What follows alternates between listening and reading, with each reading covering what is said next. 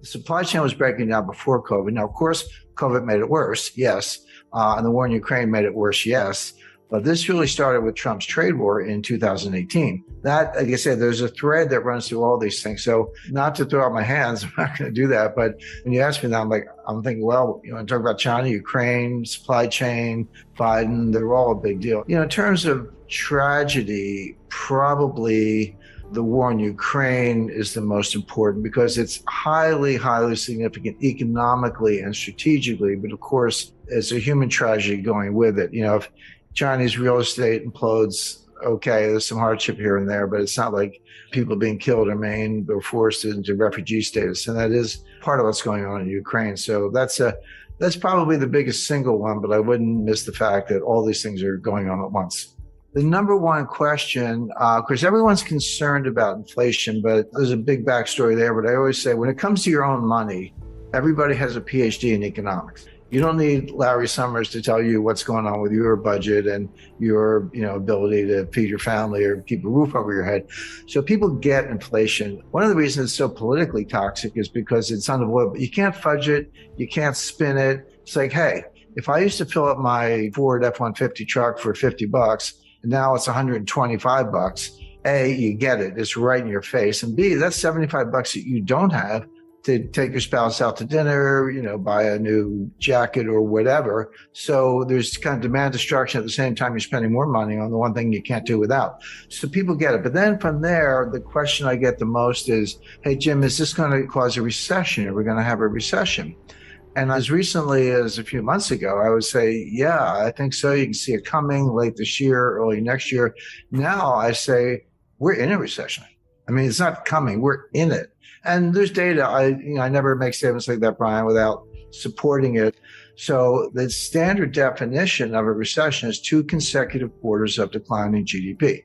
There are a few more bells and whistles having to do with unemployment and a few other things, but that's the rule of thumb. So based on that, based on the best available estimate for a second quarter, likely to be accurate, we're in a recession today. Now, it's not severe, but that's like saying I'm in bed with pneumonia, but I'm not dying. Well, okay, but we're in a recession right now. And there's a lot of whistling past the graveyard. I mean, the stock market is still, greatly overpriced. There's still, the buy the dips mentality hasn't gone away. It's still there. You got people like Jim Cramer yelling, buy Netflix or whatever. And, there's institutional support. There's momentum trading. Of course, 95% of the trading is by robots. So you got to reverse engineer the 27-year-olds from Bangladesh who don't get out much. They're the ones really writing these algorithms.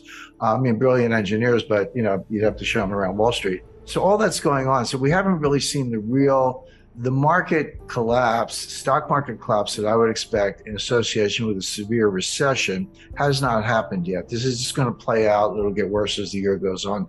All right. So you're expecting a major correction in stock markets on the back of a recession. I'm not alone. That is my expectation. I have my own models and I look at it closely. But if you listen to Michael Burry, Jeremy Grantham, Charlie Munger, these people have been around and they run, hundreds of billions. And they're saying the same thing. So every now and then someone will throw some statistic at me and I go, how long is your time series? And I go, we took it back 5 years. I was like, talk to me if you've done it for 100 years, because that's a little more meaningful. But Jeremy Grantham actually did do a 100-year time series and looked at bubbles all over the world, 1929 US, 1989 Japan, 2000 dot-com stocks, and many others. And he said he's never seen anything like it. It's a triple greatest bubble of all time times 3 in the sense that it's real estate, stocks, and other asset classes. So, I do. That is my view, but it's shared by a number of other analysts. And that would mean like S&P coming off another 20, 30%? Yes. And again, you have to remind people, 1929, everyone's like, October, I think 18th or 19th, it was late October 1929, the stock market fell 22% in 2 days. It wasn't one day, it was like 12% one day, 11% the next day, so 23% over 2 days. But that wasn't the crash. That was the beginning of the crash. This Dow Jones fell 82% from top to bottom. Now, it took 3 years. It bottomed in June 1932. Started in October 1929, so not quite 3 years. But that fell 82%. And that happens. So, we're down, NASDAQ's down, bounced back a little bit in recent days, down close to 30%, down the S&P down over 20%. We're in bear market territory, but that's just the beginning. That's not what a full bear market, market adjustment looks like in the face of the kind of recession that I expect. Talk to me about inflation, because I was looking at some of the inflation numbers, and you have to go back to the 80s to see anything that's approaching double digit. I remember being just a kid hearing about double digit inflation. I could kind of remember the gas pumps, the lines at the gas. It's like a distant memory of me in the 70s.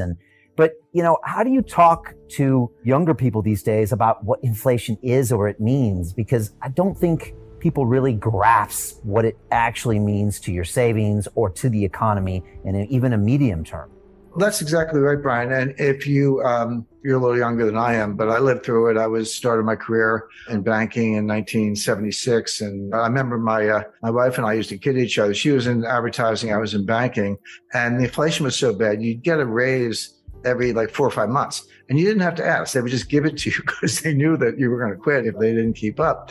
So she would get a raise, and she was making more than I was at the time. So we'd go out to dinner, and I would get a raise, and I was making more than she was. So we would just tease each other about that. But that's how it was. And the psychology was, if you needed a TV set or refrigerator, new car, whatever, you say, I better buy it now because the price is going to be higher. If I wait a month or 2 months, the price is going to run away from me. So it had huge behavioral effects. Of course, gold was, going to the moon. There was a lot going on at the time. But Brian, you're right when you say we're putting up inflation numbers today that are the highest in 40 years. That is correct. 41, actually, it was 1981 before we saw these numbers. But I remind people, the inflation in 1981 was the end of a 10-year period of inflation. It wasn't the beginning. It's like, that's some inflation. Yeah, we did. But it had started. In some ways, it started in 1968, and it really took off in 1974, 75. So 81, these numbers, that was when Volcker finally got it under control. But you go back to 70, between 77 and 81, so that 5-year period, the dollar lost 50% of its purchasing power. Not 15, 50 in that 5-year stretch. So you were putting up numbers, 10%, 11%, 13% and higher year after year. Yeah, in 1981, it was, 9 or 10, which is what they're comparing it to today. But that was on the downslope. It had been higher than that in 77, 78, and 79. So the question is this the beginning of an inflationary surge where it's going to get even worse and it is going to last 5 years? Or is it different than that? But keep that in mind, because the 40-year comparison, it is correct, but that was the tail end of an even worse episode. And again, there is this comparison to the 70s. By the way, I think the situation we're in today is very different from the 1970s, and I'll explain why. In the 70s, it was triggered from the supply side with first the Arab oil embargo in 1973 as a result of the 1973 Arab-Israeli war. And then the price tripled, but it went from $2 to $6. Okay. But, percentage terms, that's a huge jump, but it was still $6. And then it got to 12. And then in 1979, you had a second oil embargo because of Iran and the Ayatollah and the revolution and the hostages and all that. And then it went from kind of 12 to 20. So oil went up by a factor of 10 in the course of the late 70s because of those two different embargoes. So that's coming from the supply side. But what happened was the other source of inflation is on the demand side. So you have what's called cost push inflation. That's where, supplies choked off, or there's an embargo, or there's a shortage, natural disaster, a lot of things. It's coming from the supply side, and demand is inelastic, so you just pay up or, kind of do without. But the demand side is much more psychological. That's called demand pull inflation. That's when consumers behave the way I described. And as I say, I lived through the 70s, where, hey, I better buy it today. I better buy it now. You're pulling all this demand forward and bidding up prices because you're worried that it's going to get even worse. So as that applies to today, we are starting with the cost push inflation, mainly the price of energy, but the price of food is a big factor. And of course, they're related. It's like, here's the energy, here's the food. Where do you think the food comes from? To get the food, you got to feed the pigs and cows. What do you feed them? You feed them corn. How do you get corn? Well, you grow it on a farm. You need nitrogen fertilizer. You need diesel in your tractors. You get the food, you got to put it in a truck to get it from point A to point B. That requires diesel. The higher the diesel price, the higher the cost of food because you're moving it by truck, et cetera. So these things, as I say, are linked. But food prices are going up substantially. And the two things you can't do without, like global economy is the big topic. That's what we all care about most. But financial markets can come up with their own narratives and go their own way, at least for a while. So you have to, they're not in sync. They will be in sync eventually, but not always right away. A lot of times the financial markets get ahead of themselves and then they wake up to reality and they, crash, correct down. So there's a little bit of that going on. But in terms of the global economy, I think your use of the word global is very much on point because we are going into or may already be in a global recession. Now that's rare. It's rare when China, Japan, US, Germany, they're all in recession at the same time. But that's what's unfolding. That's a big deal. For obvious reasons, because, it affects basically everyone, but, there's no life preserver. There's no, it's not like China's going to pull us all out of it with cheap exports or Japan's going to, put the pedal to the metal in terms of fixed, asset investment, et cetera. So that's a really bad sign. I mean, and just to be very specific, we just saw U.S. fourth quarter GDP grew at a 2.9% annualized rate. People are like, yeah, that's pretty good. And, it's not good by post 1980 standards. It's not good at all by post World War II standards, but post 2008, yeah, that's not bad. Again, you have to disaggregate it and you look at what grew. It was inventories were a big contributor, and net exports were a big contributor, and fixed asset investment in particular. There was a big load of aircraft orders for Boeing, which is notoriously lumpy. They'll have a big month, blowout month, and then nothing for a couple of months, not nothing, but something very low. So when you look at that, inventories are counted as part of GDP, of course, but it's not necessarily a good thing. If inventories are piling up, it means retailers are not buying. And this kind of goes back to the whole supply chain breakdown of a year ago. That's what my book Sold Out was about. So you go back to, let's say the spring of 2022. The supply chain had completely fallen apart. And if you were a purchasing manager and you were saying to yourself, okay, we're kind of coming out of COVID, we're going to start growing, but the supply chain is broken. So instead of ordering one, container, I'm going to order 3 containers because maybe one will get through, through the bottlenecks. I only want one, but I'm going to order 3 and hope for the best. What happened was a lot of the stuff was alleviated, not for good reasons, not really for logistical reasons, but because the consumers slowed down a lot beginning in June, partly in reaction to the Fed starting to hike rates in March of 2022. And then here come the 3 containers. So at the exact moment when demand destruction is kicking in, your inventory is going to the rafters. So what do retailers do, or wholesalers for that matter, but retailers, they slash prices, that 2-for-1 sales, because inventories are a nightmare for retailers for obvious reasons. Number one, you have to finance them, so they eat up working capital. It could be cash, but now you got a bunch of stuff in the back office. And number two, it just takes up space. I mean, insurance costs and other costs like that. But the other thing people kind of underestimate is that, like, fashion stuff goes out of fashion. Last spring's styles are not next spring's styles. You still got last spring stuff. Good luck. We're getting close to spring, so you're dumping that stuff. Consumer electronics, you got an iPhone 13. Well, everybody wants an iPhone 14, whatever. I mean, you take the point. So piling up inventories is a very unhealthy sign. It means the retail sector is drying up, demand destruction is kicking in, costs are going up because you got to finance all this stuff, and your profit margins are going down. So I don't take a lot of comfort from that. But the other thing, to the extent you can disaggregate monthly data, and there's a lot of monthly data, 2.9% annualized for the quarter, but it really slowed down in December. Christmas was a disaster. I mean, people bought stuff for Christmas, but way below expectations. And again, it goes back to piling up the inventory at the worst possible time. So it looks like the U.S. is going into 2023. Possibly recession started in December. If not, we expect it to start soon. But you're seeing the same thing in Europe now. Europe got a break with the weather. Obviously there's a war going on, so that's a big factor. But and natural gas prices skyrocketed, and oil prices skyrocketed again in mid 2022. They've come down, but it doesn't mean that all is well or they're out of the woods. And there are other things going on. China is a basket case. They went from zero COVID. It was bad public policy and bad health policy, but they did it anyway. So they flipped almost on a dime. So they just turned on a dime and said, okay, let it rip. The policy, let it rip. Okay, let everyone get infected, and we'll do the best we can. One of the ways you get through it is by letting rip, and you develop what's called herd immunity. And that's what worked in North America and Europe. But the other difference between China and Europe and the US is that they don't have the healthcare system to deal with it. Our healthcare system, which is pretty good, was strained. Same thing in Europe. China has nowhere near the ICU units, the oxygen, the treatments, the professionals, the nurses and doctors, not even close. And when you get out to the village level, which is where most of the people still live, believe it or not, they often have nothing.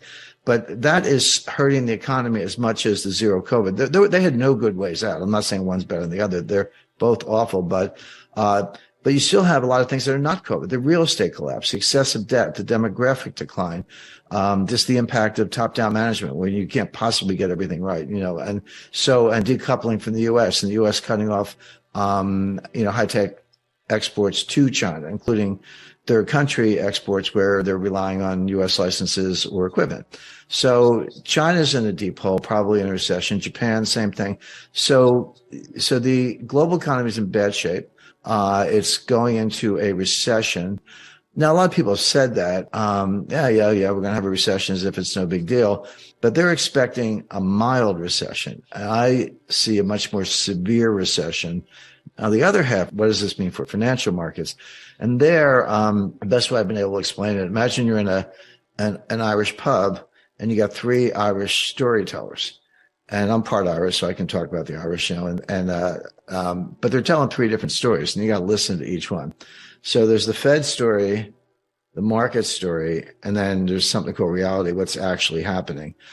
So stock market's telling us Goldilocks, bond market's telling us, here comes, Hurricane Mitch or whatever. And then there's what I call the reality. And I guess I'm a storyteller here, but what I see is a kind of a hybrid.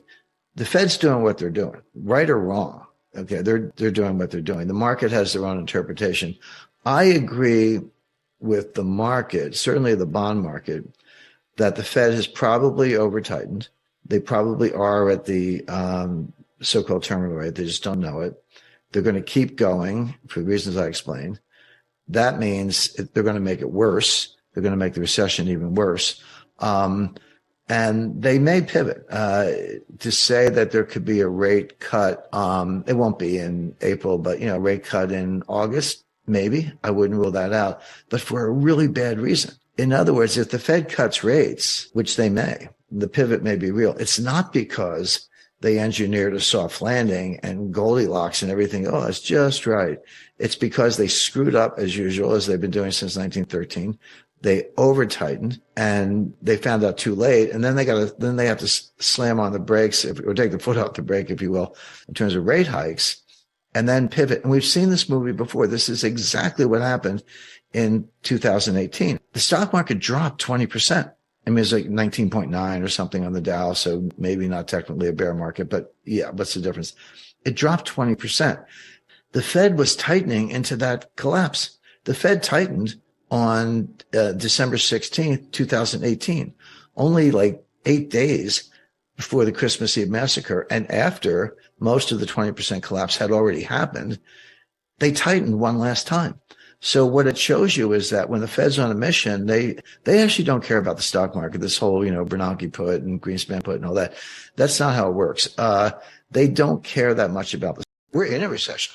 I mean, it's not coming. We're in it. It's a triple greatest bubble of all time times three, in the sense that it's real estate, stocks, and other asset classes. The largest, most sophisticated, biggest player, real money market in the world is telling you that the Fed's going to blink, that they're going to raise rates, and things are going to get so bad, they're going to have to cut rates. And that's why we can see a liquidity crisis and a very severe recession coming well in advance.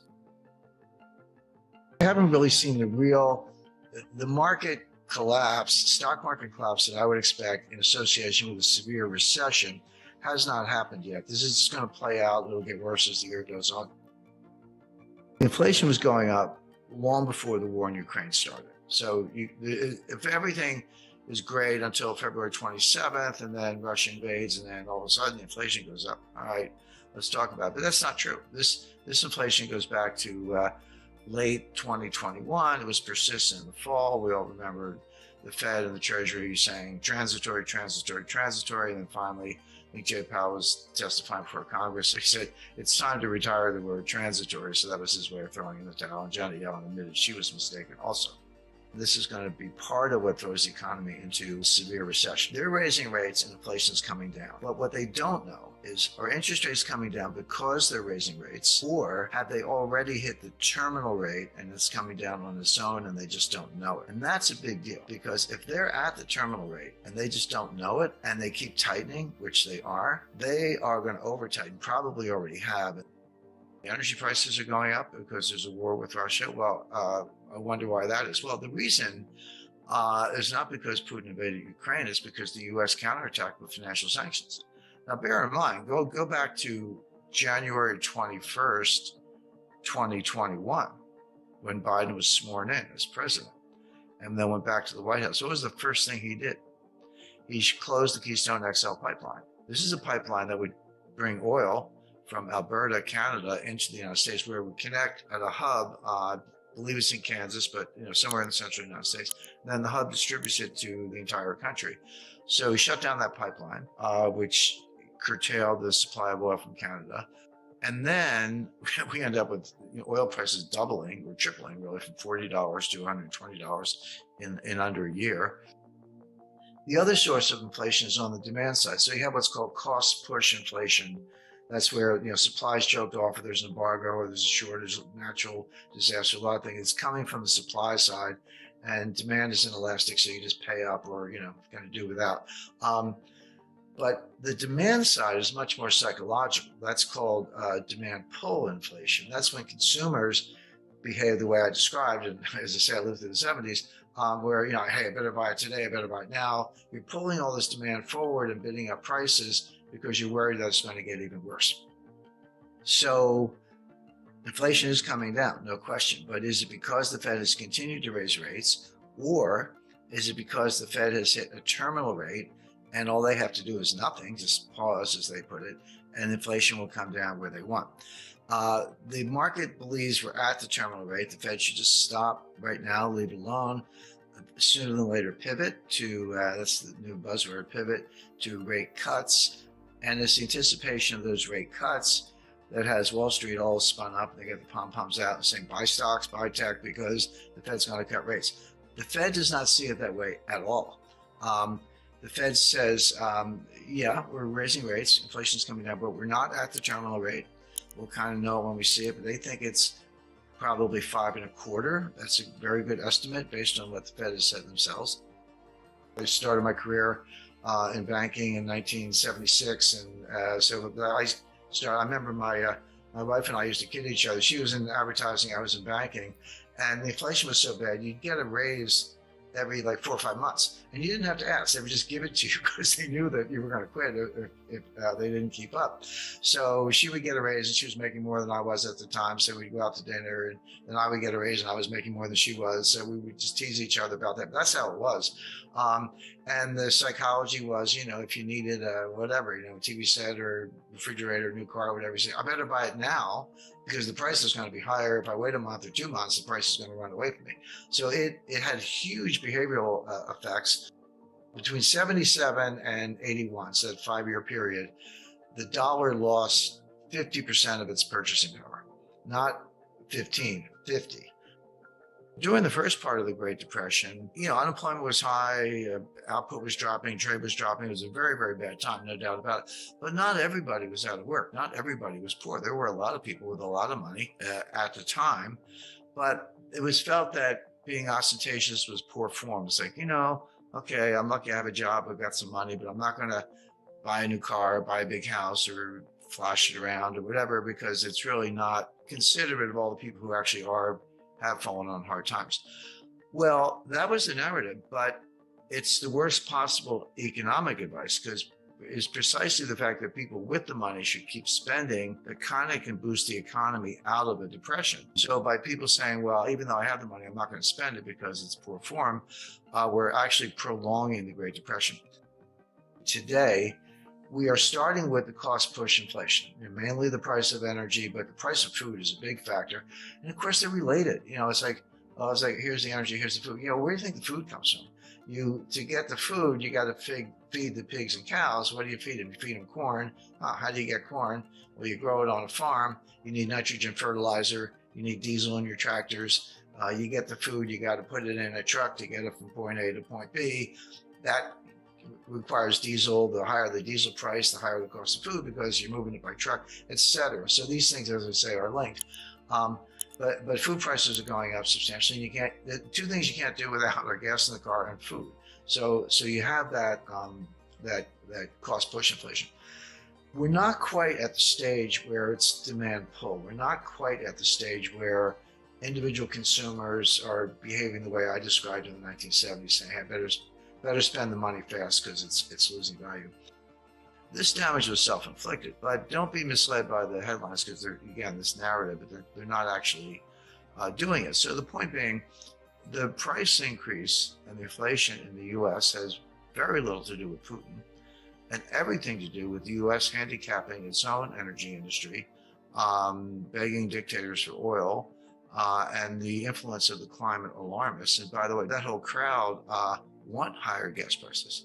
They want gas to be $7, $8, $9 a gallon, because they expect that will accelerate the transfer to electric vehicles and make the electric vehicle more attractive relative to the internal combustion engine. Now, that's another fantasy. It will never happen. But meanwhile, they're destroying the U.S. economy in pursuit of an ideological point that will never actually happen.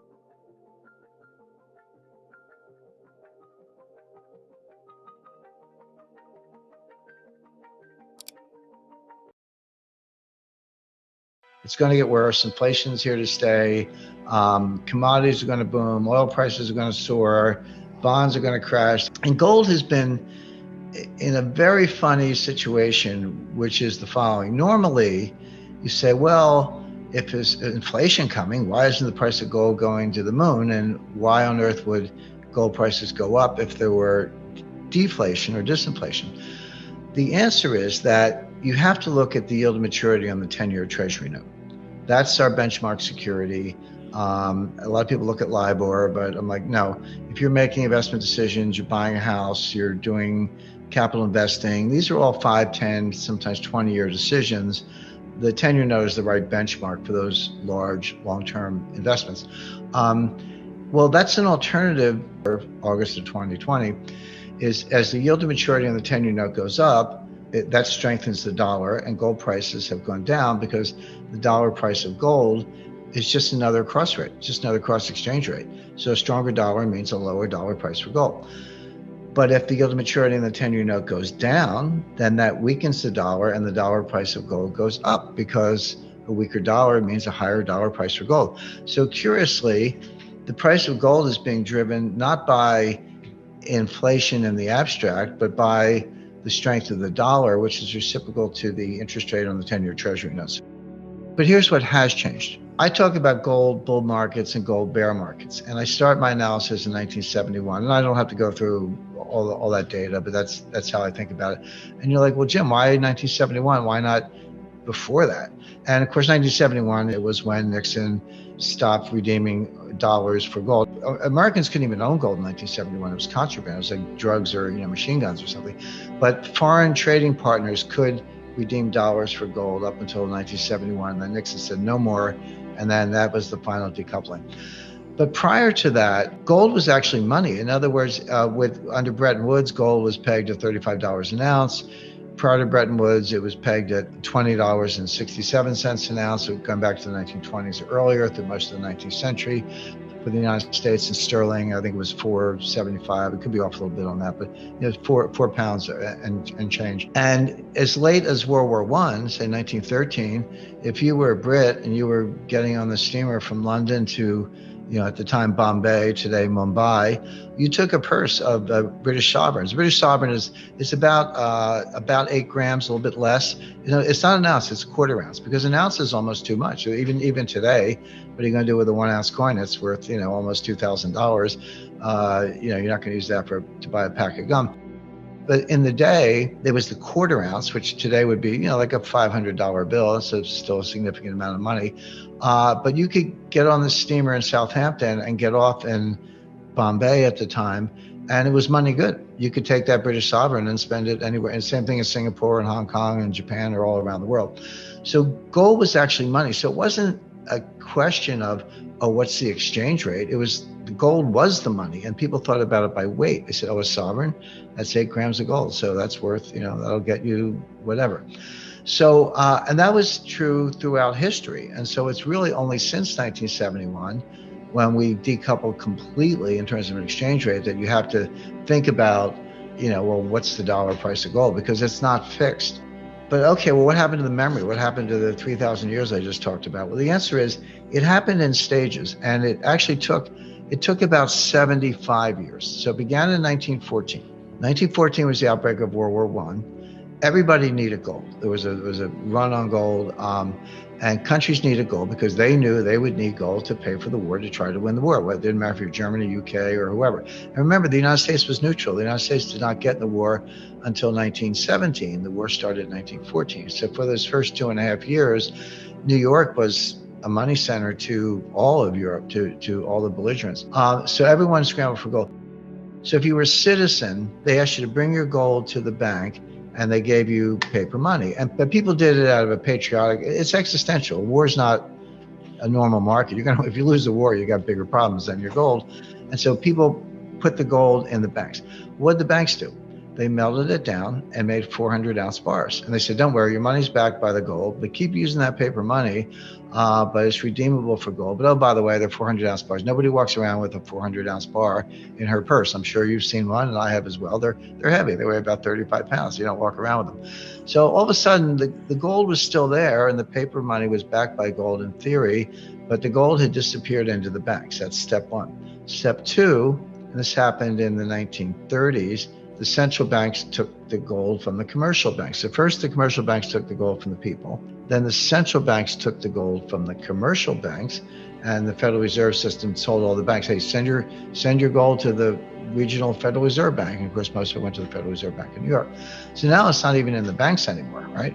But you're still walking around thinking your paper money is somehow attached to gold, but people haven't seen gold for a while, unless you're a collector. Step three, the United States Treasury and the finance ministries took it from the central bank.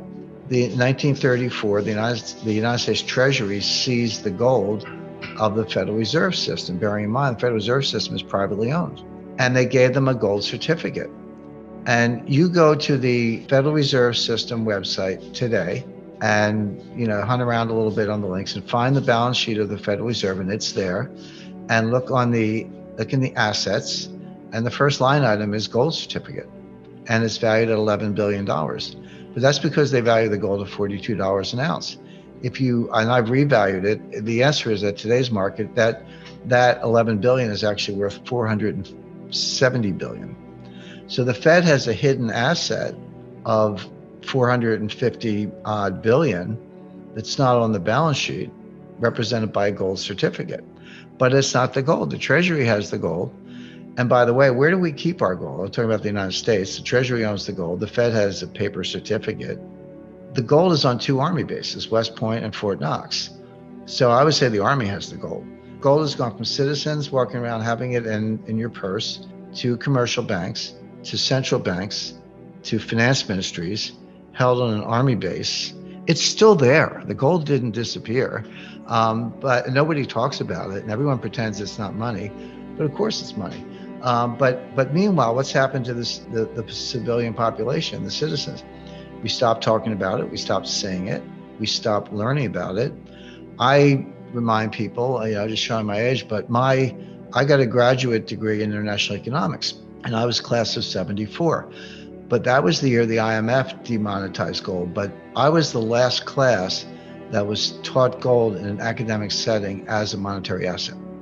If you're younger than I am and you know anything about gold, you're either self-taught or you went to mining college, because they just stopped teaching it. So now we have two generations of scholars who never learned a thing about gold. So they hid it, they took it, they buried it, they stopped teaching it, they stopped talking about it, and they pretended it's not there. Meanwhile, it is there. And Russia is a good example of someone who takes it seriously. In the US, we still have our 8,000 tons, 8,133 tons. We haven't given it away. We haven't sold any gold since 1980, by the way. We got the British to do it. We got everyone else to do our dirty work. The British sold more than half, no, seriously, the British sold more than half their gold. The Swiss sold 1,000 tons. The IMF sold 400 tons in 2010. That was the last significant sale by a monetary institution. Australia sold most of theirs. Canada sold most of theirs. If I were one of these other countries, I would say to the U.S., hey, why don't you sell some of your gold? But the U.S. doesn't. We haven't sold an ounce since 1980. We got through 1998, we got through the dot-com crash, we got through 2008, we got through 2020 and COVID. There's actually a good size market drawdown in 2018 between October 1st, 2018 and Christmas Eve, what I call the Christmas Eve massacre. Stock markets dropped 20% in under 3 months. When the Fed kept raising interest rates, even though the economy was weakening. So they have seen those, but every single time it came back, even in COVID, March, April 2020, the stock market went down 30%. It did. I mean, just almost straight down. But by September, we were back to new all-time highs. And so it's not that they've never seen that kind of volatility, but they learned the wrong lesson, which is it always comes back. And we know why, because the Fed bails you out, the Fed floods the zone with money, the Fed talks it up, et cetera. But the counter example, in 1929, when the stock market did crash, it was down 23% over 2 days. It was like a 12% day and an 11% day in late October 1929. But it kept going. The stock market crashed in October 1929, but it bottomed in June 1932. That was a 3-year moving crash or rolling crash, whatever you want to call it, with some rallies along the way. And the total damage was over 80%, not 30%, not 40%, down 80%. And what people don't know, many people don't know, is you said, okay, then it rallied in 1933 and 1934. The Fed messed up again and blundered again, as they usually do, in 1937 and threw us into a double dip.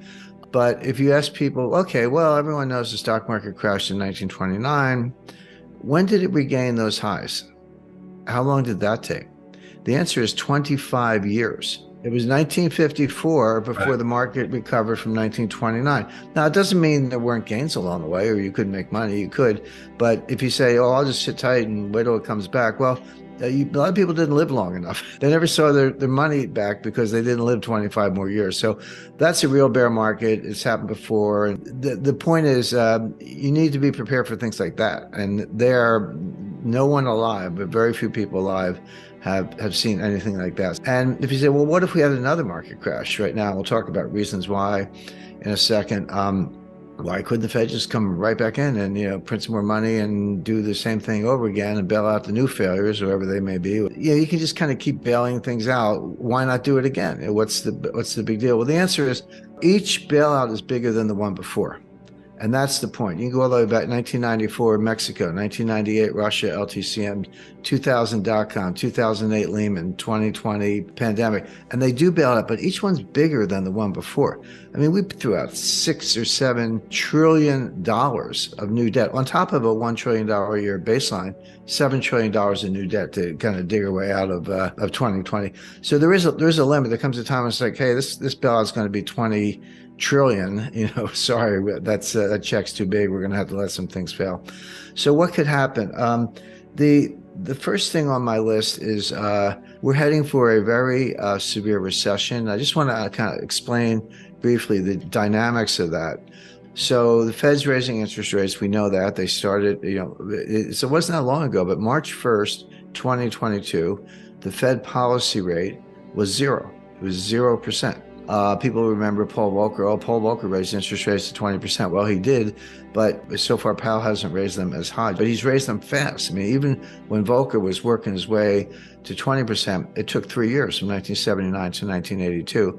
So Powell's plan is clear because he's told us. He said inflation is job one. It's not that we don't care, but unemployment is going to go up. We're going to have a recession. He doesn't use the R word, by the way, but it's implicit in everything he says. We are going to have a recession. Unemployment is going up. And too bad. It's kind of too bad because we got to get inflation under control. And so the Fed is in search of something that they call the terminal rate. What's the terminal rate? The terminal rate is a rate that's high enough to bring inflation down on its own without further hikes. So it doesn't have to be higher than inflation. It has to be high enough to cause inflation to come down to the Fed's goal of 2% without hiking more. And when they get there to that terminal rate, they'll sit tight. They call it the pause.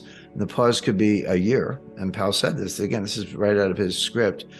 So Powell's in search of the terminal rate. By the way, if you said to me, hey, Jim, what's the terminal rate? I would answer truthfully. I would say, I don't know, but neither does Jay Powell. Jay Powell doesn't know what the terminal rate is. He's kind of saying, we'll know it when we see it, but we're not there yet, and we're going to keep going. And they have what they call the dots, silly name, but the members of the Board of Governors and the Federal Reserve Bank presidents give estimates, or their estimates of unemployment, inflation, growth, and interest rates for the next 3 years. And they put them as dots on a chart, so they call it the dots. And then, Wall Street gets the dots. They do a central tendency and regressions and all this stuff. One of the top Fed insiders, practically sits in Jay Powell's lap and has all the way back to Bernanke and Yellen, told me personally, he said, inside the Fed, they regard the dots as a joke. They're not better than guesses. Their forecasting ability is dismal. You or I would have better forecasts. And they wish they could get out of it, but they don't know how. So that's the truth. But the problem is, Wall Street and the financial media and the talking heads on CNBC, they want to talk about the dots, and it does affect market behavior. So even though it's a joke, even though the forecasts are terrible, you have to pay attention because it affects the markets. And if you're affecting the markets, you're on the wrong side, you're going to get run over. So I look at the dots not because I put weight on them as predictive analytic tools, but because the market pays attention. The market says, hey, inflation is already coming down. And so the market says, hey, you did it. You're already there. Inflation is coming down. Why don't you stop? And by the way, you're going to get the message. The economy is going to be slowing down. Inflation is going to be coming down. And then you're going to cut rates. This is the famous pivot. Whenever you hear of the Fed pivot, that's when the Fed turns around and starts cutting rates instead of raising them. And that'll be just in time, and growth will slow, but it won't be too bad. And we'll come in for a soft landing. And this is the Goldilocks scenario. So again, typical Wall Street, get the pom-poms out, the Fed's going to cut rates, and so buy stocks. That's all Wall Street knows is buy stocks.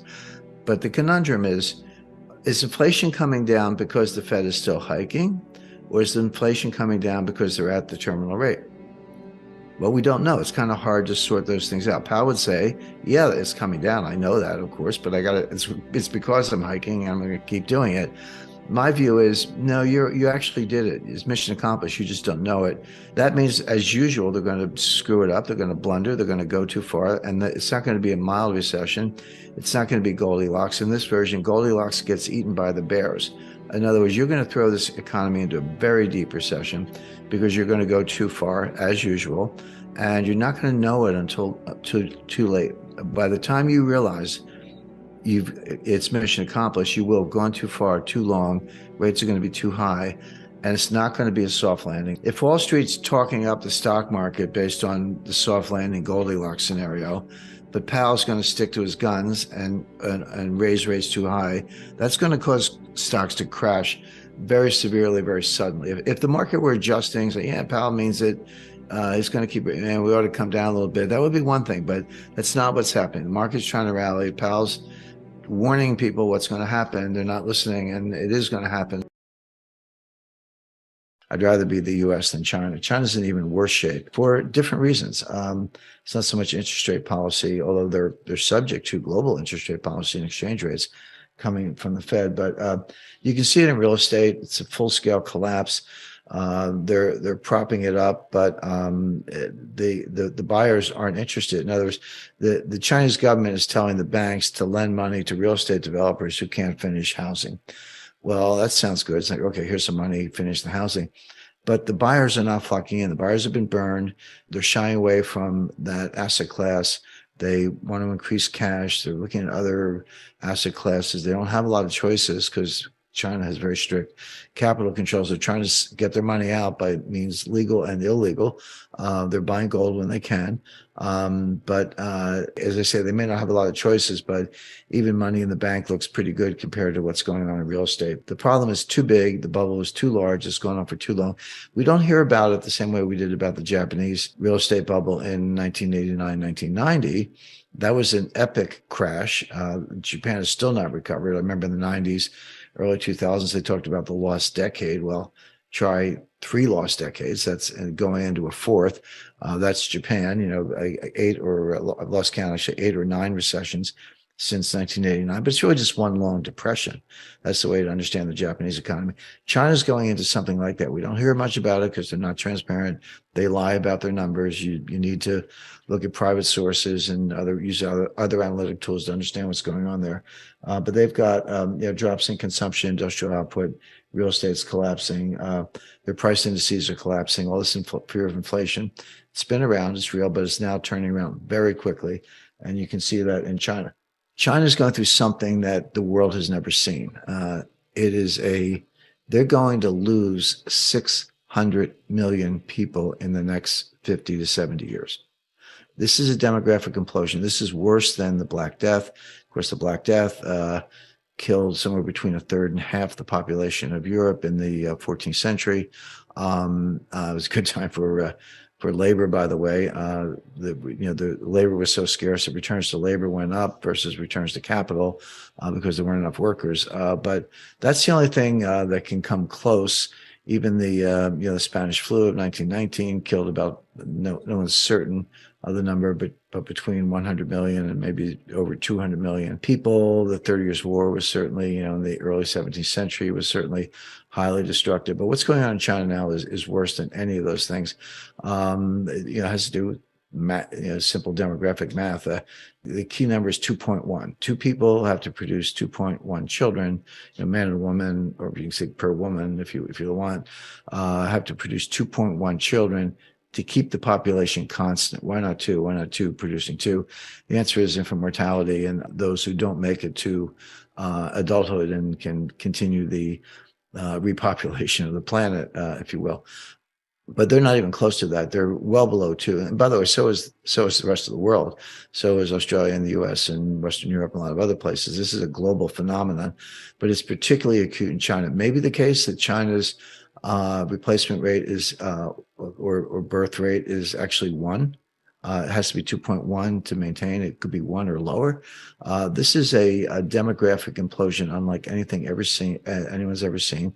It also has a dynamic. You can't reverse it very quickly. It feeds on itself, as I was talking about inflation earlier. So this is going to continue for 50 to 75 years. They're going to lose 600 million people. There are a lot of definitions of GDP, 4 or 5 part definition. There are more complex calculations, but there's one really simple definition. It only has 2 factors: population and productivity. How many people are working and how productive are they? That's nominal GDP. That's one definition of gross GDP or nominal GDP. Well, if your population is dropping from 1.4 billion to 800 million, you're losing 600 million people. And then what about productivity? Well, the other thing that's going on is China's population is aging very quickly. So you get a population set people in the 70s, 80s, and 90s with very large amounts of cognitive decline, dementia. Obviously, there's no productivity there, but it's worse than that because then you look at the shrinking population between the ages of 25 and 54. It's called that prime working age. More and more of those people are going to have to be involved in elder care. They're going to have to be basically caretakers or caregivers for the older population I described. A very worthy job, but not one that lends itself to productivity gains.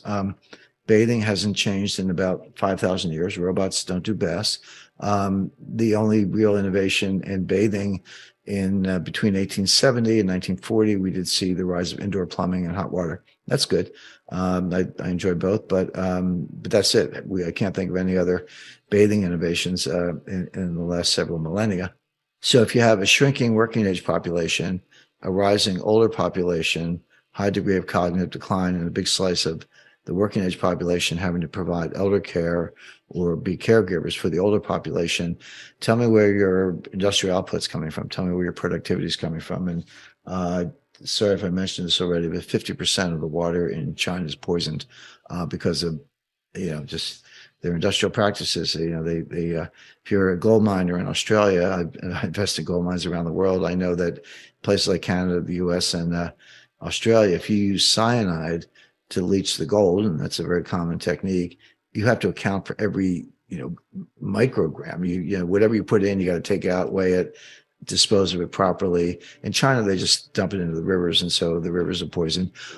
So China is an economic, demographic, industrial, moral, religious wasteland, and will suffer. It's already in a recession. Just to cut to the chase, again, they lie about their statistics. So here you have the two largest economies in the world, U.S. and China. U.S. is slowly going into what I expect will be a severe recession. China is in a century-long decline, unlike one that the world has ever seen. That could eventually lead to social unrest and a regime change, but let's not count on that in the short run. Just expect China to shrink and become more autarkic, decoupled from the Western world, and certainly not be a source of growth. Taiwan Semiconductor Manufacturing Company, the largest and most sophisticated semiconductor manufacturing in the world. And semiconductors are in everything. It's not just computers. There are 1,400 semiconductors in an automobile. There's a semiconductor or more in your dishwasher, your refrigerator, your washing machine. They're everywhere. Internet of Things. We all understand that. So TSMC, based in Taiwan. The United States has a military doctrine called the broken nest theory. And what it says is that if China, it comes from a Chinese proverb, ironically, and it says, if the nest is broken, how can the eggs survive? And what it means is that if China invades Taiwan, and I'm not forecasting an invasion, could happen though, we or the Taiwanese will very quickly destroy all the semiconductor manufacturers in Taiwan. We'll just blow them up. And China won't get anything. They'll have the broken nest. Taiwan Semiconductor knows this. They talk to the U.S. intelligence and military